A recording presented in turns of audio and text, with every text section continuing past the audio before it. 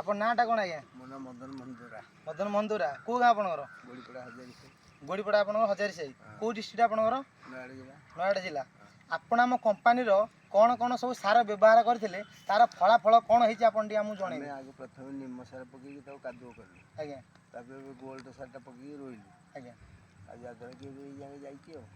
ଗଛରେ କେତେ କେତେ ପିଲ ହେଇଛି ଆଉ କେମିତି ଜାଣିଲେ ଯେ ଏଇ ଗଛ ମାନେ ସାରଟା କାମ କରିଛି ଭଲ ବୋଲି? ଆଗ ଯାହା ଧାନ ଥିଲା ତାଠୁ ଅଧିକା ଧାନ ପିଲ ହେଇଛି। 30-35 ପିଲ ହେଇଛି। ଗଲା ବର୍ଷ କେତେଟା ପିଲ ହେଇଥିଲା? ଆମେ ଗଣିନୁ ଯଦିଓ କିନ୍ତୁ ଗଲା ବର୍ଷଟା ଏ ବର୍ଷ ଭଲ ଧାନଟା ଜଣାପଡ଼ୁଛି। ଧାନ ଭଲ ହେଇଛି। ଆଚ୍ଛା, ଆମ ସାର ବ୍ୟବହାର କରି ଆପଣ ଖୁସି ଅଛନ୍ତି? ନାଇଁ ଏକଦମ ଖୁସି ନା ଟିକେ କାହିଁ। ଆଚ୍ଛା, ଆସନ୍ତା ବର୍ଷକୁ ଆମ ସାର ବ୍ୟବହାର କରିବେ? ନିଶ୍ଚିତ ନିଶ୍ଚିତ। ଆଚ୍ଛା, ଆପଣ ଅଲଗା ଚାଷୀମାନଙ୍କୁ ଆପଣ କ'ଣ ଜଣେଇବେ? କହିବା ଦେଖିଲେ ଜାଣିବେନି। ଆଜ୍ଞା। ସେ ଜାଣିବେନି, ଦେଖିଲେ ଆମର ଧାନଟା କେମିତି ହେଉଛି ଏ ବର୍ଷ ଜଣା ପଡ଼ିଯିବନି। ଆଚ୍ଛା, କ'ଣ କହିବି ଜଣେଇବେ ସେମାନଙ୍କୁ ଆପଣ ଧାନ ଏମିତି ହେଇଛି? ପକାନ୍ତୁ, ପକେଇଲେ ଅଧିକା ପିଲ ହେଉଛି, ଅଧିକା ଧାନ ହେବ ଅମଳ।